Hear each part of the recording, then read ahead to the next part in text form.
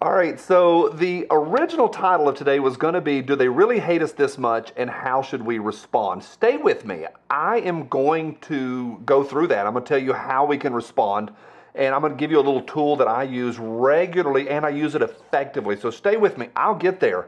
But I'm so excited. I was reading about this article on Sound of Freedom, and I get to the point where I'm like, did they really just say that? Total clickbait title, but I think it is going to pay off. So let me go through this. I think you're going to be surprised. I was honest to goodness surprised.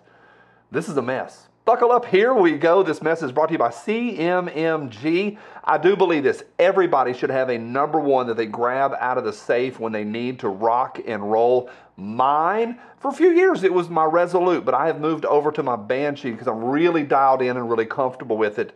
But for your number one, it is what I really believe a fantastic option. Pick out your color, your chambering, the length, the size, all that stuff. Dial it in the way you want it and get 10% off. There's a coupon code when you head over to you know where, I can't say it. Big thank you to those folks. You people, thank you. All right, we're talking about this movie, Sound of Freedom. I haven't seen it. And it went to number one in America, and the left got really upset about it. Now, this article is from The Guardian, and I know some people are going to go, well, that's overseas, and that doesn't count.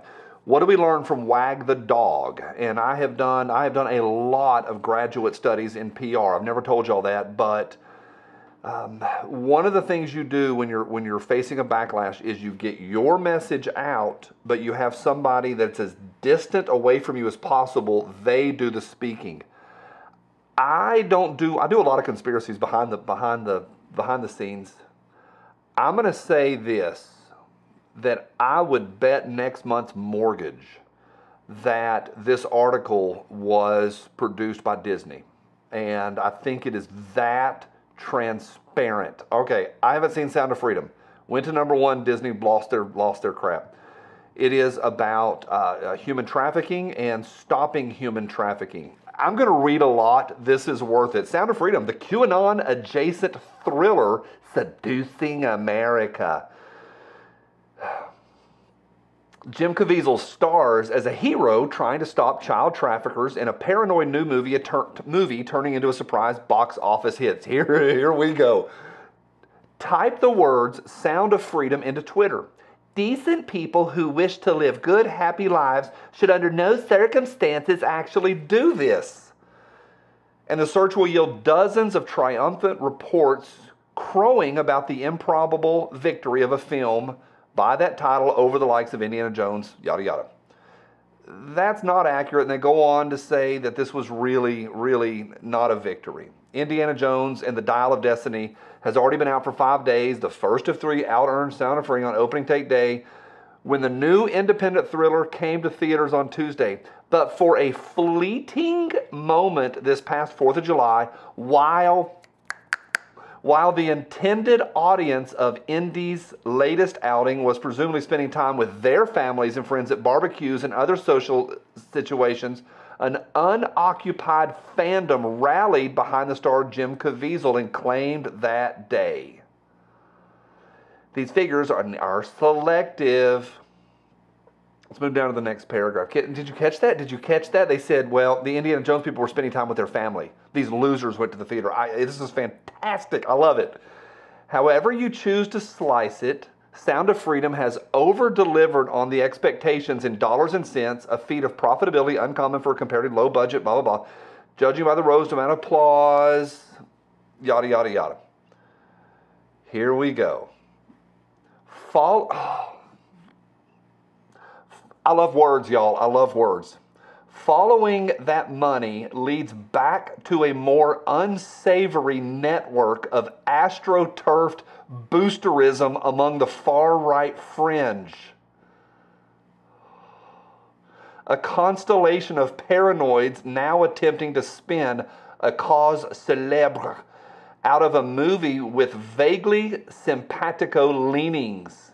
The uninitiated may not pick up on the red yarn and corkboard subtext pinned onto a mostly straightforward extraction mission in South America, pretty much taken with a faint whiff of something noxious.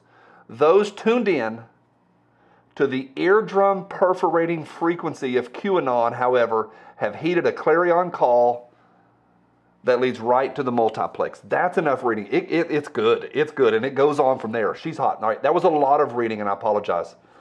AstroTurfed boosterism.